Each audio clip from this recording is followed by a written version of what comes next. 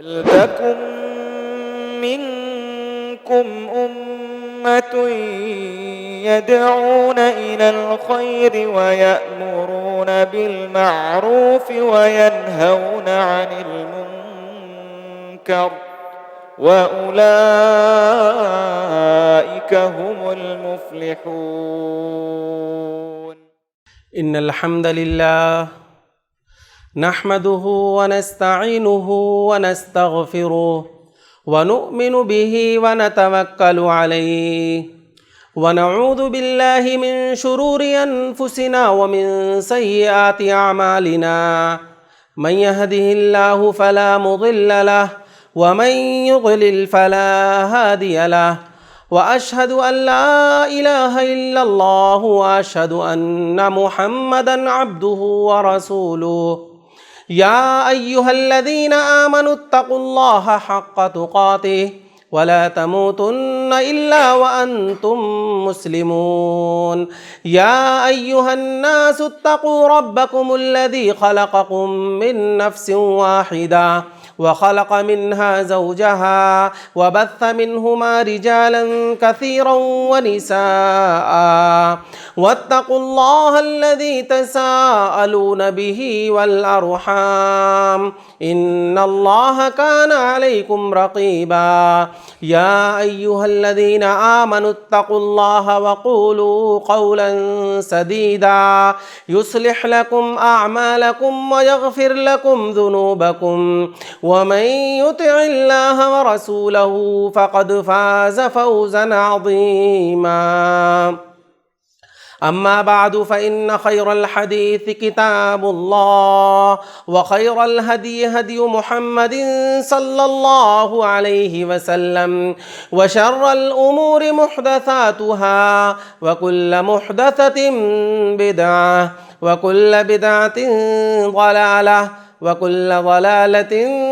في النار. أعوذ بالله من الشيطان الرجيم. بسم الله الرحمن الرحيم. قاف والقرآن المجيد بل عجبوا أن جاءهم منذر منهم فقال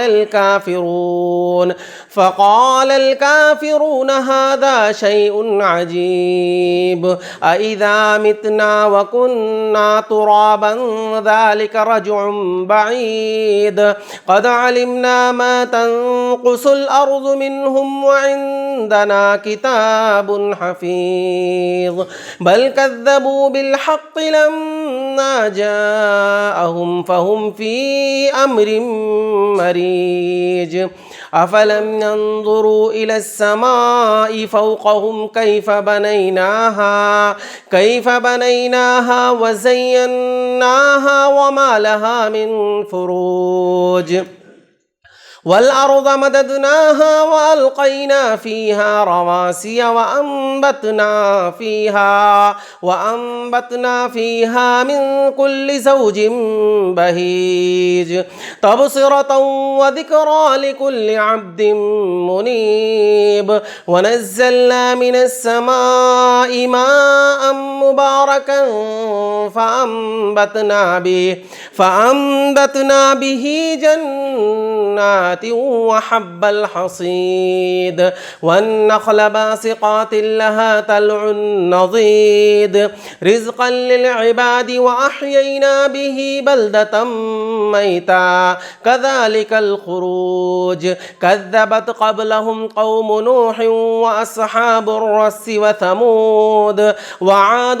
وفرعون وإخوان لوط وأصحاب الأيكة وقوم تبع كل كذب الرسل فحق وعيد. وقال الله تبارك وتعالى في موضع آخر والسابقون الأولون من المهاجرين والأنصار والذين اتبعوهم بإحسان رضي الله عنهم ورضوا عنه وقال فإن آمنوا بمثل ما آمنتم به فقد اهتدوا. حاضرین جمعہ، دینی و ملی بھائیوں اور ساتھیوں، پردہ نشین خواتین اسلام، ہر طرح کی تعریف، حمد و ثنا، بڑائی، بزرگی، عظمت و کبریائی اس اللہ رب العزت کے لیے لائق و زیبا ہے جو تنہا اس پوری کائنات کا خالق، مالک، مربی اور پالنہار ہے، جس نے ہمیں اس دنیا کے اندر پیدا کیا اور پیدا کرنے کے بعد یوں ہی بیکار نہیں چھوڑا، بلکہ ہماری رشد و ہدایت کے لیے انبیاء کرام کا ایک سلسلہ جاری کیا، جس کی آخری کڑی جناب محمد الرسول اللہ صلی اللہ علیہ وسلم ہے۔ بعدہ انگنت لاتعداد بے شمار درود و سلام نازل ہوں اللہ رب العالمین کے بھیجے ہوئے تمام انبیاء علیہم الصلاۃ والتسلیم پر، خصوصاً نبی آخر الزماں احمد مجتبیٰ محمد الرسول اللہ صلی اللہ علیہ وسلم پر، وہ ذات مقدسہ مطہرہ مبارکہ جنہیں اللہ رب العزت نے اس کائنات کے لیے رحمت بنا کر بھیجا، اور جنہوں نے اس دنیا کے اندر رہ کر چند سالہ زندگی گزار کر دین کی تبلیغ فرمائی اور ہم تک ہمارا دین پہنچایا۔ محترم بھائیوں، قرآن مجید کی دو مختلف جگہوں کی دو آیتیں میں نے آپ کے سامنے تلاوت کی ہے۔ اسی حوالے سے آج کے اس جمعے کے خطبے میں چند منٹ جس موضوع پر آپ کے سامنے گفتگو کروں گا وہ ہے صحابہ کرام رضی اللہ تعالی عنہم اجمعین معیار حق ہیں۔ اللہ رب العالمین سے دعا ہے کہ اللہ رب العالمین ہمیں حق بات کہنے اور پھر اس پر عمل کرنے کی توفیق عطا فرمائے۔ محترم بھائیوں، صحابہ کرام رضی اللہ عنہم اجمعین جو نبی کریم صلی اللہ علیہ وسلم کے ساتھی، اس دین کے محافظ، قرآن کے اولین داعی، حدیث رسول کے محافظ، الغرض صحابہ کرام کی عظمتوں کا انکار کر دیا جائے تو اسلام کے عظمت کی بنیادیں ہل جاتی ہیں۔ حضرات گرامی، صحابہ کرام رضی اللہ تعالیٰ عنہ مجمعین کون ہیں؟ صحابہ کرام رضی اللہ عنہ مجمعین یہ اللہ رب العالمین کا سلیکشن ہے۔ جس طرح سے اللہ رب العالمین نے تمام انبیاء میں جناب محمد الرسول اللہ صلی اللہ علیہ وسلم کو چن کر کے انہیں افضل الرسل بنایا، اور جس طرح سے اللہ رب العالمین نے تمام امتوں میں سے چن کر کے اس امت کو چن کر کے تمام امتوں میں افضل الامم بنایا، اسی طرح سے اللہ رب العالمین نے اس امت کے تمام طبقات میں صحابہ کرام رضی اللہ اجمعین کو سب سے اہم اور اسی طریقے سے چن کر کے انہیں وہ مقام عطا کیا اور اس طبقے کے اندر رکھا، اور انہیں وہ مقام عطا کیا کہ رہتی دنیا تک کے لیے، قیامت تک آنے والے تمام لوگوں کے لیے وہ ایک کسوٹی بن گئے، وہ ایک معیار بن گئے ایمان کے جانچنے کا اور نفاق کے جانچنے کا۔ اللہ کے نبی صلی اللہ علیہ وسلم نے ارشاد فرمایا، آیت المؤمن حب الانصار و آیت المنافق بغض الانصار،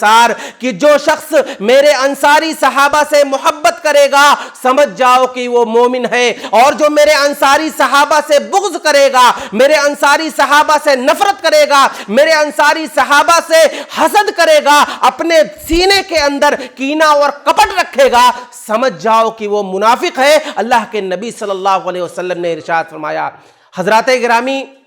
صحابہ کرام رضی اللہ تعالی عنہم اجمعین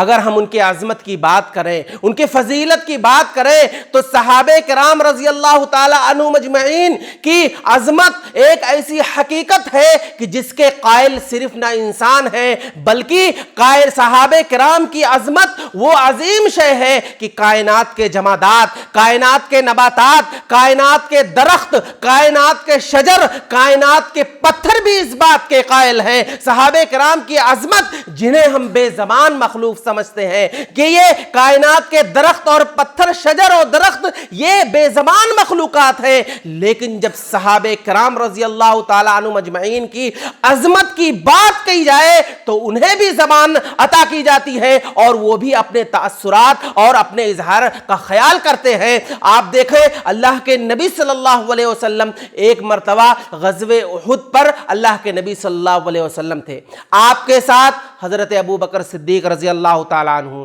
حضرت عمر فاروق رضی اللہ تعالیٰ عنہ، حضرت عثمان غنی رضی اللہ تعالیٰ عنہ اللہ کے نبی صلی اللہ علیہ وسلم کے پاس غزوہ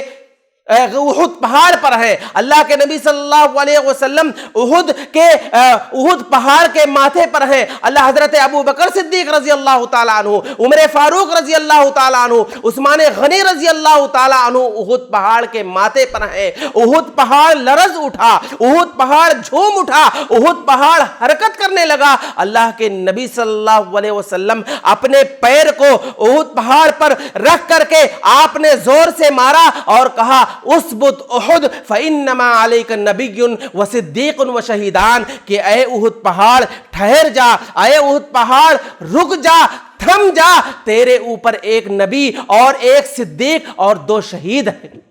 حضرات گرامی، اس حدیث سے یہ پتہ چلا کہ جس طریقے سے اللہ کے نبی صلی اللہ علیہ وسلم کی عظمت کا پتہ چلتا ہے، بالکل اسی طریقے سے صحابہ کرام رضی اللہ تعالی عنہم اجمعین کے بھی عظمت کا پتہ چلتا ہے۔ حاضرین گرامی، اگر ہم صحابہ کرام رضی اللہ تعالی عنہم اجمعین کی عظمت کو، صحابہ کرام رضی اللہ تعالی عنہم اجمعین کے فضیلت کو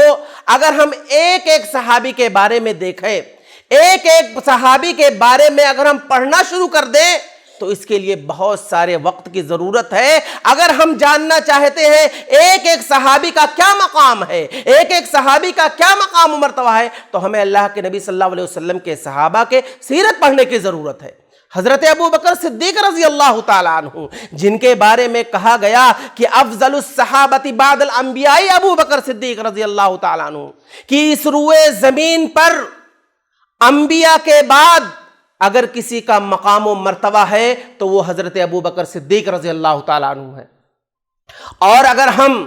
شیخ الاسلام ابن تیمیہ رحمۃ اللہ علیہ کی کتاب منہاج السنہ کے حوالے سے آپ کو بتاؤں کہ جس میں حضرت عمر رضی اللہ تعالیٰ عنہ کا قول جو صحیح سند کے ساتھ مروی ہے کہ حضرت عمر فاروق رضی اللہ تعالیٰ عنہ کہتے ہیں کہ اللہ کی قسم کہ حضرت ابوبکر صدیق رضی اللہ تعالیٰ عنہ کے ایمان کو ترازو کے ایک پلڑے میں رکھ دیا جائے اور قیامت تک آنے والے تمام مسلمانوں کے ایمان کو ترازو کے دوسرے پلڑے میں رکھ دیا جائے تو حضرت ابوبکر صدیق رضی اللہ تعالی عنہ کا کہ ایمان والا پلڑا وزنی ہو جائے گا، بھاری ہو جائے گا۔ یہ حضرت ابوبکر صدیق رضی اللہ تعالی عنہ کا مقام۔ اور حضرت ابوبکر صدیق رضی اللہ تعالی عنہ وہ خلیفہ ہیں کہ اللہ کے نبی صلی اللہ علیہ وسلم کی جب وفات ہوتی ہے تو صحابہ کرام رضی اللہ تعالی عنہم اجمعین نے حضرت ابوبکر صدیق رضی اللہ تعالی عنہ کو اپنا خلیفہ چنا۔ حضرت ابوبکر صدیق رضی اللہ تعالی عنہ جس وقت خلیفہ بنتے ہیں ابھی نبی کریم صلی اللہ علیہ وسلم کی وفات کے چند دن بھی نہیں گزرے تھے کہ حضرت ابوبکر صدیق رضی اللہ تعالی عنہ کا جب دور خلافت آیا، آپ زمام خلافت حضرت ابوبکر صدیق رضی اللہ تعالی عنہ کے جب بات میں ہاتھ میں آتی ہے تو آپ جانتے ہیں کہ اس وقت بڑے بڑے فتنے رونما ہوئے۔ حضرت ابوبکر صدیق رضی اللہ تعالی عنہ کے سامنے 3 بڑے بڑے چیلنجز آئے، اتنے بڑے بڑے فتنے رونما ہوئے۔ ایک طرف مدعیان نبوت کا فتنہ اٹھ پڑا، مسلمہ کذاب کھڑا ہو گیا، اس نے اپنے نبی ہونے کا اعلان کر دیا۔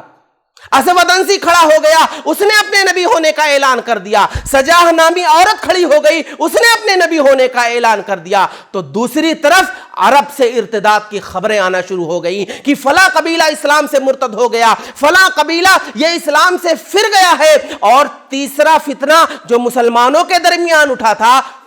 وہ مانعین زکوٰۃ کا فتنہ تھا۔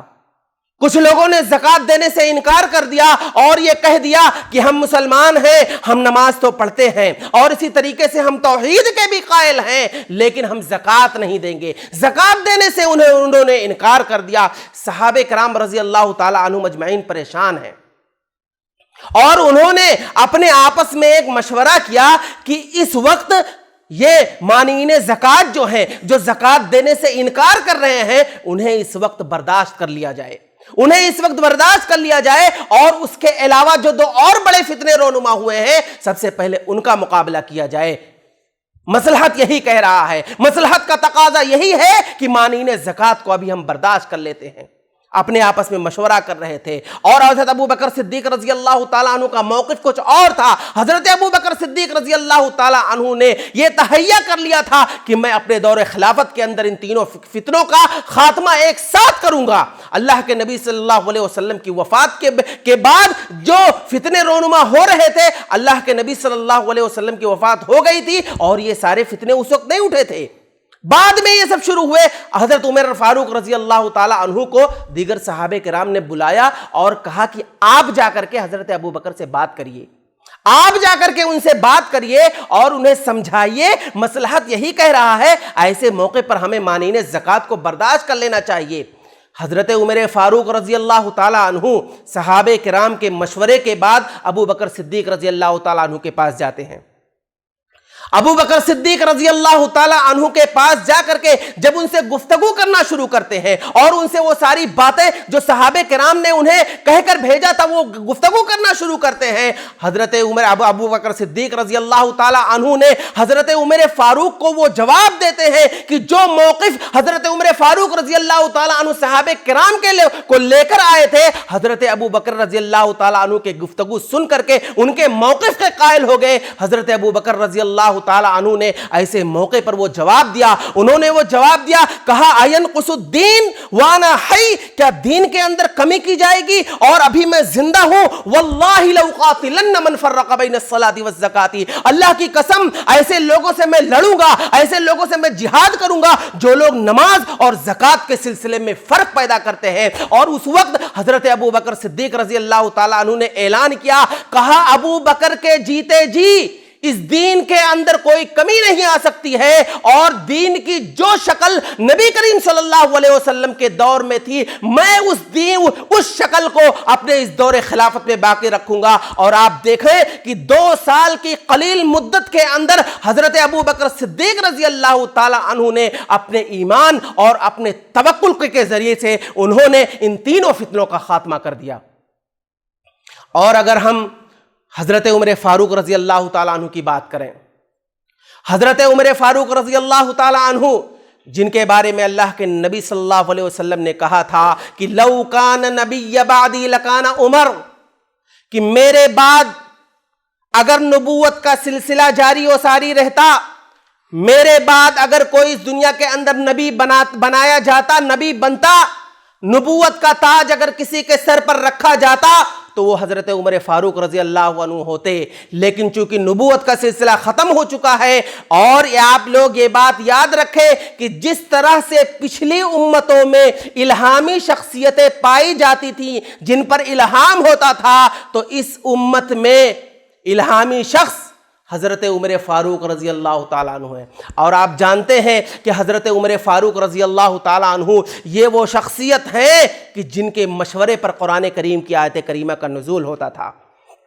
حضرت عمر فاروق رضی اللہ تعالیٰ عنہ اللہ کے نبی صلی اللہ علیہ وسلم کو ایک مشورہ دے رہے ہیں۔ وہ مشورہ کیا ہے؟ اللہ کے نبی صلی اللہ علیہ وسلم کے پاس آتے ہیں اور کہتے ہیں اللہ کے نبی صلی اللہ علیہ وسلم میرا دل یہ کہتا ہے، میں یہ چاہتا ہوں کہ یہ عورتیں جو بے حجاب بے نقاب نکل رہی ہیں انہیں پردہ کرنا چاہیے، انہیں حجاب پہننا چاہیے، انہیں نقاب پہننا چاہیے۔ حضرت عمر فاروق ایک مشورہ دے رہے ہیں، اللہ کے نبی صلی اللہ علیہ وسلم سے کہہ رہے ہیں۔ اللہ رب العالمین حضرت عمر فاروق کی تائید میں قرآن مجید کی آیت کریمہ کا نزول کر دیا، یا ایھا النبی قل لازواجک وبناتک ونساء المؤمنین یدنین علیہن من جلابیبہن۔ آیت حجاب نازل ہو رہا ہے، عورتوں کو پردے کا حکم نازل ہو رہا ہے حضرت عمر فاروق رضی اللہ تعالیٰ عنہ کے مشورے کے بعد۔ اور یہی نہیں، حضرت عمر فاروق رضی اللہ تعالیٰ عنہ نے اللہ کے نبی صلی اللہ علیہ وسلم سے ایک مرتبہ کہا کہ میں چاہتا ہوں کہ خانہ کعبہ کے سامنے جو مقام ابراہیم ہے اس کو نماز کی جگہ بنانا چاہیے، نماز وہاں پر پڑھنی چاہیے، امامت وہاں ہونی چاہیے۔ اللہ رب العالمین کو حضرت عمر فاروق رضی اللہ تعالیٰ عنہ کا یہ مشورہ پسند آیا اور قرآن کریم کی آیت کریمہ نازل ہوئی، وَاتَّخِذُوا مِن مَقَامِ إِبْرَاهِيمَ مُصَلًّى، کہ مقام ابراہیم کو اللہ کے نبی صلی اللہ علیہ وسلم تم نماز کی جگہ بناؤ۔ اور یہی نہیں، غزوہ بدر کا جب موقع آتا ہے اور غزوہ بدر کے بعد جب قیدی آتے ہیں اور ان قیدیوں کے سلسلے میں کیا فیصلہ کیا جائے، آیا انہیں چھوڑ دیا جائے یا ان سے بدلہ لیا جائے، اللہ کے نبی صلی اللہ علیہ وسلم پریشان ہیں۔ حضرت ابو بکر صدیق رضی اللہ تعالیٰ عنہ سے مشورہ لے رہے ہیں، حضرت ابو بکر رضی اللہ تعالیٰ عنہ کا دوسرا موقف ہے، پھر اس کے بعد حضرت عمر سے مشورہ لے رہے ہیں، حضرت عمر کا کچھ دوسرا موقف ہے۔ تو جو موقف حضرت عمر فاروق رضی اللہ تعالیٰ عنہ کا ان قیدیوں کے سلسلے میں تھا، اللہ رب العالمین نے ان کے موقف کو پسند کیا اور آسمان سے حکم آیا کہ ان قیدیوں کے ساتھ کیا کیا جائے۔ حضرت عمر فاروق رضی اللہ تعالیٰ عنہ کے موقف کی تائید اللہ رب العالمین نے کی۔ یہ ہے حضرت عمر فاروق رضی اللہ تعالیٰ عنہ کا مقام۔ اور اگر ہم حضرت عثمان بن عفان رضی اللہ تعالیٰ عنہ کے مقام مرتبے کی بات کریں اور خصوصاً حضرت عثمان رضی اللہ تعالیٰ عنہ کا اخلاق، اور ان اخلاق میں خصوصاً شرم و حیا کا جو پہلو اتنا مثالی اور اتنا معیاری تھا کہ آپ دیکھیں اللہ کے نبی صلی اللہ علیہ وسلم ایک مرتبہ اپنے گھر میں لیٹے ہوئے تھے، حضرت ابو بکر صدیق رضی اللہ تعالیٰ عنہ نے اجازت چاہی، اللہ کے نبی صلی اللہ علیہ وسلم لیٹے تھے، آپ کا کپڑا نیچے سے اٹھا ہوا تھا اور پنڈلی ظاہر تھی، اللہ کے نبی صلی اللہ علیہ وسلم آرام سے لیٹے ہیں، ابو بکر صدیق رضی اللہ تعالیٰ عنہ نے اجازت چاہی اور گھر میں آ کر کے ان کے پاس بیٹھ کر گفتگو کر کے چلے گئے۔ پھر اس کے بعد حضرت عمر فاروق رضی اللہ تعالیٰ عنہ آتے ہیں، دروازہ کھٹکھٹاتے ہیں اور اجازت چاہتے ہیں، اللہ کے نبی صلی اللہ علیہ وسلم سے گفتگو کرتے ہیں، اللہ کے نبی صلی اللہ علیہ وسلم ویسے ہی لیٹے رہتے ہیں۔ تیسری مرتبہ جب حضرت عثمان رضی اللہ تعالیٰ عنہ اجازت چاہتے ہیں، اللہ کے نبی صلی اللہ علیہ وسلم سے ملنا چاہتے ہیں، اور جب پتا چلا کہ عثمان رضی اللہ تعالیٰ عنہ گھر میں آنا چاہتے ہیں، اللہ کے نبی صلی اللہ علیہ وسلم اٹھ کے بیٹھ گئے، اپنے کپڑے کو صحیح کر لیے اور آرام سے اٹھ کر کے اس طرح سے اچھے سے بیٹھ گئے۔ عائشہ رضی اللہ تعالیٰ عنہ کو تعجب ہوا اور کہا کہ ابھی تو حضرت ابو بکر اور عمر آئے تھے تو آپ لیٹے ہی رہ گئے، لیکن عثمان رضی اللہ تعالیٰ عنہ آئے تو آپ اپنے کپڑے کو سمیٹنے لگے اور اچھے سے بیٹھ گئے، آخر کیا معاملہ ہے؟ اللہ کے نبی صلی اللہ علیہ وسلم نے کہا ہے عائشہ الا استحی من رجل تستحی منہ الملائکہ، کیا میں اس آدمی سے شرم نہ کروں کہ جن سے فرشتے سرمایا کرتے ہیں، جن کے شرم و حیا کی داد فرشتے دیتے ہیں؟ اے اللہ کے نبی صلی اللہ علیہ وسلم نے حضرت عثمان بن عفان رضی اللہ تعالیٰ عنہ کے مقام مرتبے کو بتلایا۔ حضرات گرامی، اگر ہم ایک ایک صحابی کی انفرادی طور پر اگر ہم ان کی فضیلت جاننا چاہتے ہیں، سننا چاہتے ہیں، تو ہمیں صحابہ کرام رضی اللہ تعالیٰ عنہ مجمعین کے سیرت کو پڑھنا پڑے گا، جاننا پڑے گا، تب ہمیں پتہ چلے گا۔ عبداللہ ابن مسعود رضی اللہ تعالیٰ عنہ جو بہت ہی کم وقت میں جن کی وفات ہو گئی تھی، ایک مرتبہ صحابہ کرام رضی اللہ تعالیٰ عنہ مجمعین کی مجلس میں تھے اور اچانک انہوں نے ایک درخت دیکھا اور اس درخت پر چڑھنا چاہا، درخت پر چڑھنے لگے۔ کچھ صحابہ وہاں پر تھے جنہوں نے حضرت عبداللہ ابن مسعود رضی اللہ تعالیٰ عنہ کے پیر کو دیکھا کہ اتنے دبلے پتلے صحابی جن کی پنڈلی اتنا نرم و نازک، اور وہ درخت پر چڑھ گئے، ہنسنے لگے۔ اللہ کے نبی صلی اللہ علیہ وسلم آتے ہیں اور کہتے ہیں کہ میرے صحابہ تم کیوں ہنس رہے ہو، وجہ کیا ہے؟ صحابہ کرام نے کہا ہے اللہ کے نبی صلی اللہ علیہ وسلم عبداللہ ابن مسعود کو تو دیکھو، اتنا نرم نازک پنڈلی اور اتنا پتلا پیر اور اتنے کمزور، اور وہ درخت پر چڑھ گئے۔ اللہ کے نبی صلی اللہ علیہ وسلم نے کہا مت ہنسو، کیا تم جانتے ہو جن کی پنڈلی عبداللہ ابن مسعود کی دیکھ کر ہنس رہے ہو، قیامت کے دن یہ عبداللہ ابن مسعود کی پنڈلی احد پہاڑ سے زیادہ وزنی ہوگا۔ اسی لیے اللہ کے نبی صلی اللہ علیہ وسلم نے کہا قیامت کے دن ایک ایسا شخص جو موٹا، تازہ، فروا، تندرست اللہ رب العالمین کے بارگاہ میں لایا جائے گا، لیکن اس کی حیثیت ایک مچھر کے پر کے برابر بھی نہیں ہوگی، اس لیے کہ اللہ رب العالمین کے یہاں وہی شخص کامیاب ہوگا جو ایمان والا ہوگا۔ اللہ کے نبی صلی اللہ علیہ وسلم نے کہا قلبہ ملیء ایمانا، عبداللہ ابن مسعود رضی اللہ تعالی عنہ گرچہ دبلے پتلے ہیں لیکن ان کا جو دل ہے ایمان سے بھرا ہوا دل ہے۔ اگر ہم صحابہ کرام رضی اللہ تعالی عنہم اجمعین کی اجتماعی طور پر اگر ہم صحابہ کرام رضی اللہ تعالی عنہم اجمعین کی فضیلت کو جاننا چاہیں، میں آپ کو ایک مثال دیتا ہوں۔ طبقہ صحابہ کی ایک ادنا سی عورت اللہ کے نبی صلی اللہ علیہ وسلم کے پاس آتی ہے، اس کا ایمان دیکھیے۔ اور میں آپ کو بتاؤں کہ اللہ کے نبی صلی اللہ علیہ وسلم کے بعد طبقہ صحابہ میں جو ایمان پایا جاتا تھا، قیامت تک ویسا ایمان کبھی نہیں دیکھا جائے گا۔ ایک ادنا سی عورت، ایک ادنا کالی کلوٹی عورت اللہ کے نبی صلی اللہ علیہ وسلم کے پاس آتی ہے، اس کا ایمان دیکھیے۔ کہتی ہے اللہ کے نبی صلی اللہ علیہ وسلم، ایک روایت کے مطابق کہ میرے اوپر مرگی کی بیماری ہے جس کے ذریعے سے میں بے ہوش ہو جاتی ہوں، اور جب میں بے ہوش ہو جاتی ہوں تو پھر میرا کپڑا وغیرہ کھل جاتا ہے۔ اور ایک روایت کے مطابق، بزار کی روایت کے مطابق جو راجح قول ملتا ہے وہ یہ کہ اس پر جنات کا اٹیک ہوتا تھا۔ تو آپ کہیں یا مرگی کی بیماری یا جنات کا حملہ، جس کے وجہ سے میں بے ہوش ہو جایا کرتی ہوں، اللہ کے نبی صلی اللہ علیہ وسلم آپ میرے لیے دعا کر دیجئے تاکہ اس بیماری سے مجھے نجات مل جائے۔ اللہ کے نبی صلی اللہ علیہ وسلم نے کہا اگر تم چاہو تو میں ابھی تمہارے لیے دعا کر دیتا ہوں، اس بیماری سے تم نجات پا جاؤ گی، لیکن اگر تم اس بیماری پر صبر کرتی ہو تو اس کا بدلہ تمہیں جنت ملے گا۔ یعنی اس بیماری پر اگر تم نے صبر کر لیا تو اس کے بدلے اللہ رب العالمین تمہیں جنت دے گا۔ امت کے بیمار اور مریض کے لیے یہ واقعہ ایک عبرت ہے کہ اگر وہ بیمار ہیں، دائمی مریض کے شکار ہیں، کوئی بھی بیماری اگر انہیں لاحق ہے تو اس پر انہیں صبر کرنا چاہیے، اس لیے کہ جو دائمی مریض کے شکار ہوتے ہیں یا انہیں بیماری لاحق ہوتی ہے، جو انہیں دنیا کے اندر تکلیف ہوتی ہے، تو اس کے بدلے آخرت میں انہیں اچھا بدلہ ملنے والا ہے۔ تو اس عورت نے جب یہ سنا کہ میں اگر اپنے اس بیماری پر صبر کر لوں گی اس کا بدلہ مجھے جنت ملے گا، اس نے کہا اللہ کے نبی صلی اللہ علیہ وسلم دعا مت کریے،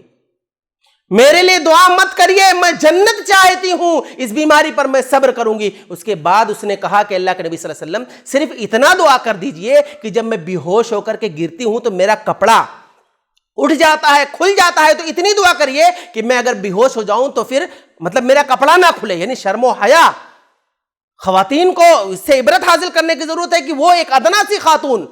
کس طرح سے اس کو شرم و حیا اور اللہ کے نبی صلی اللہ علیہ وسلم سے دعا کرا رہی ہے اس سلسلے میں۔ تو کہنے کا مطلب یہ ہے کہ طبقہ صحابہ کی ایک ادنا سی خاتون جس کے ایمان کو دیکھیے۔ اور میں آپ کو بتاؤں کہ طبقہ صحابہ میں تصدیق کا جو جذبہ تھا، قیامت تک آنے والے مسلمانوں میں وہ جذبہ نہیں پایا جائے گا۔ میں آپ کو ایک مثال دیتا ہوں کہ نبی کریم صلی اللہ علیہ وسلم کی باتوں کی تصدیق آپ نے کہہ دیا تو کس طرح سے صحابہ اسے مان لیتے تھے۔ تصدیق، آپ صلی اللہ علیہ وسلم کی باتوں کی تصدیق کیسے کرتے تھے۔ اللہ کے نبی صلی اللہ علیہ وسلم ایک مرتبہ مدینے کی مارکیٹ میں گئے، آپ کو ایک گھوڑا پسند آ گیا۔ اللہ کے نبی صلی اللہ علیہ وسلم نے دیکھا کہ یہ گھوڑا بہت اچھا ہے اور ایک بدو دیہاتی بیچ رہا تھا۔ اللہ کے نبی صلی اللہ علیہ وسلم نے کہا کہ میں اس گھوڑے کو خریدنا چاہتا ہوں، بیچ دیجئے۔ اس نے کہا ٹھیک ہے، کتنے میں؟ سب سودا طے ہو گیا۔ اللہ کے نبی صلی اللہ علیہ وسلم نے کہا دیکھو میں اس ارادے سے تو نہیں آیا تھا کہ گھوڑا خریدوں گا، اس پیسہ نہیں لے کر کے آیا ہوں، چلو میرے ساتھ، میں تمہیں گھر پہ پیسہ دے دیتا ہوں۔ اس نے کہا ٹھیک ہے۔ اللہ کے نبی صلی اللہ علیہ وسلم سے اس نے سودا کر لیا۔ اب جب مارکیٹ میں آنے لگا تو بہت سارے لوگ وہاں مارکیٹ کے اندر موجود تھے، وہ لوگ کہنے لگے کہ یہ گھوڑا تم بیچنا چاہے تو مجھے دے دو، کوئی کہہ رہا ہے مجھے دے دو، میں خریدنا چاہتا ہوں۔ وہ خوش فہمی میں مبتلا ہو گیا، کہا یہ تو میرے گھوڑے کا بہت ڈیمانڈ ہے۔ اس نے اللہ کے نبی صلی اللہ علیہ وسلم کو بلایا اور کہا کہ دیکھو اگر آپ کو یہ گھوڑا خریدنا ہے تو خرید لو، اور نہیں خریدنا ہے تو میں کسی اور کو دے دوں گا۔ اللہ کے نبی صلی اللہ علیہ وسلم نے کہا اللہ کے بندے، ابھی میں نے تم سے سودا کیا ہے، ابھی میں نے تم سے خریدنے کی بات کہی ہے، سب کچھ طے ہو چکا ہے، صرف پیسہ دینا باقی ہے، تم ایسی باتیں کر رہے ہو۔ یہ دیہاتی جو عرب کے بدو خاص طور سے اللہ تھے، یہ ان کا معاملہ ایسا تھا کہ اگر یہ کافر ہوتے تھے تو اپنے کفر میں سخت، اگر یہ منافق ہوتے تھے تو ان کا نفاق سخت ہوتا تھا، اور اگر مسلمان بھی رہتے تھے تو اخلاق اور تہذیب سے ناآشنا ہوتے تھے۔ اللہ رب العالمین نے کہا الاعراب اشد کفرا ونفاقا، کہ یہ بہت سخت ہوتے ہیں ہر معاملے میں۔ اب وہ اس طرح کی باتیں کرنے لگا۔ اللہ کے نبی صلی اللہ علیہ وسلم نے کہا کہ یہ کیا تم کیسی باتیں کر رہے ہو، ابھی تو میں نے تم سے خریدا ہے، صرف پیسہ دینا باقی ہے۔ اس نے کہا نہیں، تم نے مجھ سے سودا نہیں کیا ہے، اور اگر تم سودے کی بات کر رہے ہو کہ تم نے مجھ سے سودا ہی کیا ہے تو گواہ لے کر کے آؤ۔ جب گواہ پیش کرو گے تب یہ گھوڑا میں تمہیں دوں گا۔ اور اللہ کے نبی صلی اللہ علیہ وسلم پریشان دیکھ رہے ہیں اس کا منہ یہ کیسی باتیں کر رہا ہے۔ اتنی باتیں ہو ہی رہی تھی کہ ادھر سے ایک صحابی خزیمہ بن ثابت رضی اللہ تعالیٰ عنہ بھاگتے ہوئے آئے اور کہا اللہ کے نبی صلی اللہ علیہ وسلم، اس بدو سے کہا کہ میں گواہی دیتا ہوں کہ اللہ کے نبی صلی اللہ علیہ وسلم نے تم سے یہ گھوڑا خریدا ہے، میں گواہی دیتا ہوں۔ اب وہ خاموش ہو گیا، گواہی مل گئی، مجبوراً اسے اللہ کے نبی صلی اللہ علیہ وسلم کو گھوڑا بیچنا پڑا۔ جب وہ دیہاتی چلے گیا، اللہ کے نبی صلی اللہ علیہ وسلم نے خزیمہ بن ثابت سے کہا کہ اے خزیمہ، جب میں اس سے گھوڑے کے خریدنے کی بات کر رہا تھا اس وقت تو تم نہیں تھے، کیسے تم نے گواہی دے دی؟ خزیمہ بن ثابت رضی اللہ تعالیٰ عنہ نے کہا کہ اللہ کے نبی صلی اللہ علیہ وسلم آسمان سے آنے والی وحی کے سلسلے میں آپ کی تصدیق کرتا ہوں، اس گھوڑے کے سلسلے میں آپ جھوٹ بولیں گے؟ آپ کے نبی ہونے کی حیثیت سے میرا جو ایمان ہے کہ آپ اللہ کے نبی ہیں، اس کے رسول ہیں، اس حیثیت سے میں نے گواہی دی ہے۔ اللہ کے نبی صلی اللہ علیہ وسلم نے اس موقع پر کہا، صحابہ کرام کو جمع کر کے کہا کہ اے لوگوں سن لو، آج کے بعد خزیمہ بن ثابت رضی اللہ تعالیٰ عنہ اگر کسی معاملے میں گواہی دیتے ہیں تو ان کے ایک گواہی سے 2 گواہیاں مکمل ہو جائیں گی۔ یہ طبقہ صحابہ کو جو اعزاز، طبقہ صحابہ میں یہ خزیمہ بن ثابت رضی اللہ تعالیٰ عنہ کا مقام اور یہ اعزاز صرف انہی کو حاصل ہے۔ تو کہنے کا مطلب یہ ہے کہ تصدیق کا جذبہ جو صحابہ کرام میں پایا جاتا تھا، قیامت تک آنے والے مسلمانوں میں وہ جذبہ نہیں دیکھا جائے گا۔ اور اگر ہم جذبے عمل کی بات کریں کہ نبی کریم صلی اللہ علیہ وسلم کی باتوں کو سن کر صحابہ کرام عمل کرنے میں کتنا تیزی رہتے تھے اور کس قدر عمل کرتے تھے، اس کی مثال میں آپ کو دیتا ہوں۔ اللہ کے نبی صلی اللہ علیہ وسلم ہجرت کر کے مدینہ آتے ہیں، اور ایک عمل اللہ کے نبی صلی اللہ علیہ وسلم نے صحابہ کرام کو دیکھا کہ جب کھجور کا دن آ گیا، کھجور کا موسم جب آ گیا تو صحابہ کرام، انصاری صحابہ مدینہ کے رہنے والے، وہ لوگ تلقیح کرتے تھے۔ تلقیح کا مطلب یہ ہوتا ہے کہ مذکر درخت سے کھجور کے کچھ اجزاء نکال کر کے اس کو مؤنث کے اندر داخل کرتے تھے، جس سے کھجور بہت زیادہ آتا تھا۔ اللہ کے نبی صلی اللہ علیہ وسلم کو یہ ایک عجیب لگا، اس لیے کہ اللہ کے نبی صلی اللہ علیہ وسلم چونکہ مکہ کے رہنے والے تھے اور مکہ کے اندر کے لوگ وہ تاجر طبقہ تھا، وہ تجارت اور بزنس مین لوگ تھے، اور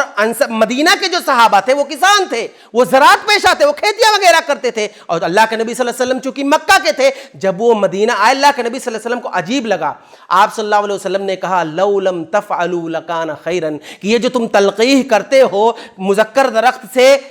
کہ اجزاء نکال کر کے مؤنث کے اندر داخل کرتے ہو، یہ نہ کرو تو میرے خیال سے شاید اچھا ہوگا۔ انہوں نے کہا اللہ کے نبی صلی اللہ علیہ وسلم ٹھیک ہے ہم چھوڑ دیتے، حالانکہ انہیں پتا ہے کہ اگر یہ عمل نہیں کریں گے تو کھجور نہیں آئے گا۔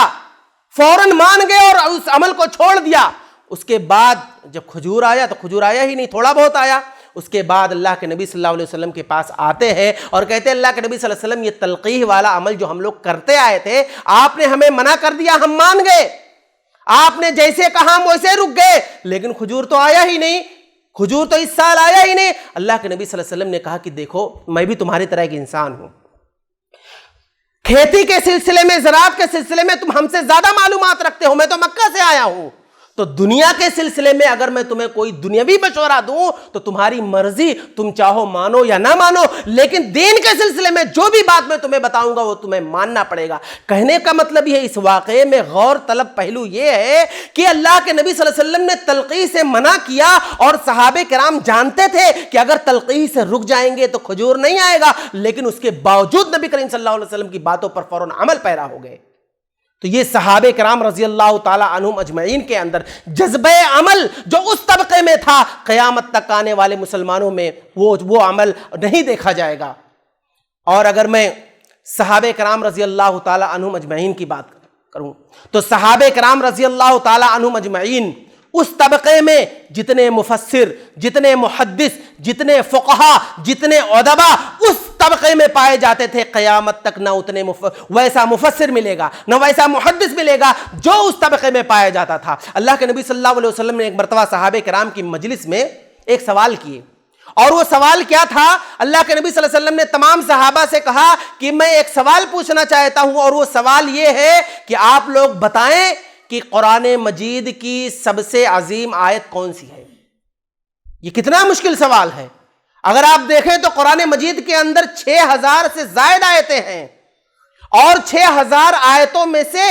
ایک آیت کو صرف سیلیکٹ کرنا ہے کہ قرآن مجید کی 6000 سے زائد آیتوں میں سب سے عظیم آیت کون ہے. ہم ایگزام وغیرہ میں بیٹھتے ہیں، امتحان دیتے ہیں، ہمارے پاس جو سوالات آتے ہیں اس میں آپشن موجود ہوتے ہیں، 4 آپشن موجود ہوتا ہے، لیکن اس کے باوجود ہم کتنی غلطیاں کر بیٹھتے ہیں.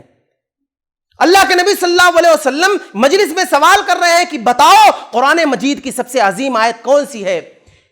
ابی بن کعب رضی اللہ تعالیٰ عنہ تھوڑا سوچتے ہیں، اس کے بعد جواب دیتے ہیں، کہتے ہیں کہ اللہ کے نبی صلی اللہ علیہ وسلم جہاں تک میں سمجھتا ہوں آیت الکرسی یہ قرآن مجید کی سب سے عظیم آیت ہے. اللہ کے نبی صلی اللہ علیہ وسلم نے جب یہ جواب سنا، آپ صلی اللہ علیہ وسلم اتنا خوش ہوئے کہ آئے اور ابی بن کعب رضی اللہ تعالیٰ عنہ کے سینے پر تھپکی لگائی اور کہا لیہنک العلم ابا منذر، اے ابی بن کعب جن کی کنیت ابو منذر ہے، اے ابو منذر قرآن مجید کا خصوصی علم تمہیں مبارک ہو. یعنی آپ دیکھیں کہ ابی بن کعب رضی اللہ تعالیٰ عنہ کے علم کو دیکھیے. اللہ کے نبی صلی اللہ علیہ وسلم نے ایک سوال کیا، کوئی آپشن بھی نہیں دیا، اور انہوں نے سوچ کر کے بتایا اور وہ جواب بالکل صحیح تھا. تو جو صحابہ کرام طبقے صحابہ میں جیسے مفسر، محدث، جتنے مفسر اور محدث اور فقہا پائے جاتے تھے، قیامت تک آنے والوں میں ویسے مفسر، ایسے محدث، ایسے فقیہ نہیں مل سکتے. اور صحابہ کرام رضی اللہ تعالی عنہم اجمعین کہ اگر ہم بات کریں تو ان کا مقام و مرتبہ اتنا بڑا کہ قدم قدم پر انہیں جنت کی بشارت ملتی تھی. ہر قدم پر اللہ کے نبی صلی اللہ علیہ وسلم انہیں جنت کی بشارتیں دیا کرتے تھے. ایک مرتبہ اللہ کے نبی صلی اللہ علیہ وسلم نے غزوہ احد کے اندر غزوہ تبوک کے موقع پر صحابہ کرام رضی اللہ تعالیٰ عنہ مجمعین کے ساتھ نکلے. تعداد بہت زیادہ ہے، سفر بہت لمبا ہے. اللہ کے نبی صلی اللہ علیہ وسلم نے اس موقع پر اعلان کیا کہ من جہز جیش الاسرۃ فلہ الجنہ، کہ کون ہے وہ شخص جو آج کے دن ہمیں اسباب سفر مہیا کرے. کون ہے وہ شخص جو آج اتنے بڑی تعداد کے اندر جہاں ہمیں پیسے کی ضرورت ہے، کھانے کی ضرورت ہے، کون ہمیں دے سکتا ہے. حضرت عثمان بن عفان رضی اللہ تعالیٰ عنہ ایسے موقع پر آتے ہیں اور اللہ کے نبی صلی اللہ علیہ وسلم کے ہاتھوں میں 10,000 درہم دیتے ہیں. اللہ کے نبی صلی اللہ علیہ وسلم وہ 10,000 درہم لے کر کے ممبر پر کھڑے ہو کر کے کہتے ہیں اور اعلان کرتے ہیں صحابہ کرام رضی اللہ عنہ مجمعین کے سامنے، کہتے ہیں ما ضربنا عفانا ما عمل هذا بعد اليوم، کہ عثمان بن عفان نے اپنے حق میں جنت کو واجب کر لیا ہے. یعنی آج کے بعد عثمان بن عفان رضی اللہ تعالی عنہ کوئی نیکی کا کام نہ کرے، کوئی نیکی کرے ہی نہ، تو بھی جنت میں جانے سے انہیں کوئی چیز نہیں روک سکتی. انہوں نے جنت کو اپنے حق میں واجب کر لیا ہے. یہ اللہ کے نبی صلی اللہ علیہ وسلم نے حضرت عثمان بن عفان رضی اللہ تعالی عنہ مجمعین کو جنت کی بشارت دی. اور یہی نہیں بلکہ اللہ کے نبی صلی اللہ علیہ وسلم نے صحابہ کرام کے بارے میں کہا اللہ اللہ فی اصحابی، اے لوگو تم صحابہ کرام رضی اللہ تعالی عنہ مجمعین کے سلسلے میں اس بات سے اپنی زبان کھولنے سے ڈرتے رہنا. آج کتنے ایسے افسوس کی بات تو یہ ہے کہ کتنے لوگ ایسے ہیں جو صحابہ کرام رضی اللہ تعالی عنہ مجمعین کے بارے میں اپنی زبانیں کھولتے ہیں، ان پر تبصرہ کرتے ہیں، فلاں صحابی ایسا، فلاں صحابی ایسا، اور یہ فلاں محدث تھے تو فلاں فقیہ تھے، اور اس طرح کی نہ جانے کون کون سی باتیں کرتے ہیں. اللہ کے نبی صلی اللہ علیہ وسلم نے تمام صحابہ کرام کو مخاطب کرتے ہوئے کہا لا تسبوا اصحابی، اے لوگو سنو صحابہ کرام کو گالی مت دینا. اللہ کے نبی صلی اللہ علیہ وسلم نے کہا لا تسبوا اصحابی، تم میرے صحابہ کو برا بھلا مت کہنا. فوالذی نفسی بیدی محمد بیدی لو ان احدکم انفق ذهبا مثل احد ما بلغ مد احدهم ولا نصیفہ، کہ اے لوگو سن لو، اگر میرے صحابہ، جس میں ابو بکر صدیق اور عمر فاروق رضی اللہ تعالیٰ عنہ کی طرف اشارہ ہے کہ اگر میرے صحابہ تم احد پہاڑ کے برابر سونا خرچ کرو اور میرے صحابہ ایک مد تقریباً 600 گرام کا ہوتا ہے، یعنی صحابہ کرام میں حضرت ابو بکر اور عمر 600 گرام گیہوں اور 600 گرام چاول اللہ کے راستے میں صدقہ کریں، اور تم یعنی ہم لوگ احد پہاڑ کے برابر بھی سونا اللہ رب العالمین کے راستے میں خرچ کریں، کہا ما بلغ مد احدہم ولا نصیفہ، تو تم ان کے مقام مرتبے کو نہیں پا سکتے. یہ مقام و مرتبہ اللہ کے نبی صلی اللہ علیہ وسلم نے صحابہ کرام کے بارے میں بیان فرمائی. ان فضیلتوں اور ان عظمتوں سے یہ بات روز روشن کی طرح عیا ہو جاتی ہے، یہ بات فضیلتوں سے ہمیں پتہ چلتا ہے کہ صحابہ کرام معیار حق ہیں، حق کو جانچنے کا، حق کو پرکھنے کا، حق کو سمجھنے کا، کتاب و سنت کو سمجھنے کا معیار یہ صحابہ کرام ہیں۔ صحابہ کرام نے جس طرح سے قرآن مجید کو سمجھا، اللہ کے نبی صلی اللہ علیہ وسلم کی حدیثوں کو سمجھا، اسی طریقے سے ہمیں سمجھنے کی ضرورت ہے۔ اللہ کے نبی صلی اللہ علیہ وسلم نے جب اللہ کے نبی صلی اللہ علیہ وسلم کے سامنے یہ بات آئی، آپ صلی اللہ علیہ وسلم نے کہا کہ یہودی 71 فرقوں میں بٹ گئے اور نصارہ 72 فرقوں میں بٹ گئے اور میری امت 73 فرقوں میں بٹ جائے گی، صرف ایک فرقہ جنت کے اندر جائے گا۔ اللہ کے نبی صلی اللہ علیہ وسلم سے صحابہ نے کہا وما ہی، اے اللہ کے نبی صلی اللہ علیہ وسلم فرقہ ناجیہ کون ہے؟ کون فرقہ جنت کے اندر جائے گا؟ اللہ کے نبی صلی اللہ علیہ وسلم نے کہا ما انا علیہ اليوم واصحابی، جس پر میں ہوں اور میرے صحابہ ہیں، یعنی دین کے جس تصور پر میں ہوں اور میرے صحابہ ہیں۔ اگر اللہ کے نبی صلی اللہ علیہ وسلم صرف اتنا کہہ دیتے کہ جو میرے طریقے پر چلے گا، جو میرے راستے پر چلے گا وہ جنتی ہے، لیکن اللہ کے نبی صلی اللہ علیہ وسلم نے کہا واصحابی، جو میرے صحابہ کے طریقے پر چلے گا، یعنی اس کا یہ مطلب نہیں کہ نبی صلی اللہ علیہ وسلم کا طریقہ الگ اور صحابہ کا الگ ہے، بلکہ اللہ کے نبی صلی اللہ علیہ وسلم نے صحابہ کرام کی اہمیت کو بتلانے کے لیے یہ بات کہی کہ جس دین کے تصور پر میں ہوں اور میرے صحابہ ہیں، ان کے پیروی جو کرے گا، اس راستے پر چلے گا، وہ جنت کے اندر جائے گا۔ اور جو میں نے قرآن مجید کی آیت کریمہ شروع میں پڑھی، والسابقون الاولون من المہاجرین والانصار والذین اتبعوہم باحسان، کہ انصار و مہاجرین میں جنہوں نے ایمان لانے میں سبقت کیا، والذین اتبعوہم باحسان، اور جنہوں نے صحابہ کرام کی اتباع کی۔ قرآن کریم صحابہ کرام کو فالو کرنے کا حکم دے رہا ہے، والذین اتبعوہم باحسان، صحابہ کرام کی اتباع کی قرآن مجید دعوت دے رہا ہے۔ تو جنہوں نے صحابہ کرام کی اتباع کی، جنہوں نے صحابہ کرام کی پیروی کی، اللہ رب العالمین، اللہ کے نبی صلی اللہ علیہ وسلم نے کہا کہ وہ فرقہ جنت کے اندر داخل ہوگا۔ اور جب فتنوں کی پیشین گوئی اللہ کے نبی صلی اللہ علیہ وسلم نے کی تھی، کہا فَإِنَّهُ مَن يَعِشْ مِنكُم بَعْدِي فَسَيَرَى اخْتِلَافًا كَثِيرًا فَعَلَيْكُمْ بِسُنَّتِي وَسُنَّتِ الْخُلَفَاءِ الرَّاشِدِينَ الْمَهْدِيِّينَ، کہ میرے اس دنیا سے چلے جانے کے بعد تم میں سے جو زندہ رہے گا وہ بہت سارے اختلافات کو دیکھے گا، بہت بڑے بڑے اختلاف آئیں گے۔ ایسی صورت میں تمہیں کیا کرنا ہے؟ اللہ کے نبی صلی اللہ علیہ وسلم نے ایک طریقہ بتلایا، کہا علیکم بسنتی، فتنوں کے دور میں تمہارے اوپر یہ ذمہ داری ہے کہ تم میری سنت کو لازم پکڑنا، وسنت الخلفاء الراشدین المہدیین، اور خلفائے راشدین جو ہدایت یافتہ ہیں ان کے سنت کو لازم پکڑنا۔ یہاں پر بھی اللہ کے نبی صلی اللہ علیہ وسلم نے اپنے بات کے ساتھ ساتھ، اپنی سنت کے ساتھ ساتھ صحابہ کرام کی سنت کی بات کی۔ تو اس سے بھی ہمیں پتہ چلتا ہے کہ اللہ کے نبی صلی اللہ علیہ وسلم کے جو صحابہ تھے ان کا بہت ہی بڑا مقام و مرتبہ ہے اور وہ معیار حق ہے۔ قرآن مجید میں اللہ نے کہا فَإِنْ آمَنُوا بِمِثْلِ مَا آمَنْتُمْ بِهِ فَقَدْ اهْتَدَوْا، کہ اگر تمہارا ایمان صحابہ کرام کے ایمان کے جیسا نہیں رہا تو تم ہدایت یافتہ نہیں ہو سکتے۔ یعنی اگر تم ہدایت یافتہ بننا چاہتے ہو، ہدایت یافتہ ہدایت پانا چاہتے ہو، ہدایت کے راستے پر چلنا چاہتے ہو، تو تمہیں صحابہ کرام رضی اللہ تعالی عنہم اجمعین جیسا ایمان بنانا پڑے گا، یہ قرآن کہہ رہا ہے۔ تو صحابہ کرام رضی اللہ تعالی عنہم اجمعین کے بارے میں گفتگو کرنا، ان پر تبصرے کرنا، انہیں موضوع بحث بنانا، کبھی حضرت عمر باوی رضی اللہ تعالیٰ عنہ پر انگلی اٹھانا یا ابو سفیان رضی اللہ تعالیٰ عنہ کے بارے میں برا بھلا کہنا یا صحابہ کرام کے درمیان تفریق کرنا، یہ ہم اگر اپنی طرف سے جس دن کہنا شروع کر دیے اور صحابہ کرام کو معیار حق ماننے سے انکار کر دیے، یہ بات آپ جان لیں کہ اسی دن سے گمراہی کا لامتناہی سلسلہ شروع ہو جائے گا جو قیامت تک ختم ہونے والا نہیں ہے۔ اگر ہم صحیح دین پر قائم رہنا چاہتے ہیں اور کتاب و سنت کو پر مکمل طور سے عمل پیرا ہونا چاہتے ہیں تو ہمیں صحابہ کرام رضی اللہ تعالیٰ عنہ کے فہم کو، صحابہ کرام کی سمجھ کو لینا ہوگا۔ کس طرح سے انہوں نے قرآن مجید کو سمجھا، کس طرح سے انہوں نے اللہ کے نبی صلی اللہ علیہ وسلم کی حدیثوں کو سمجھا، ان کے فہم کو ہمیں لینے کی ضرورت ہے۔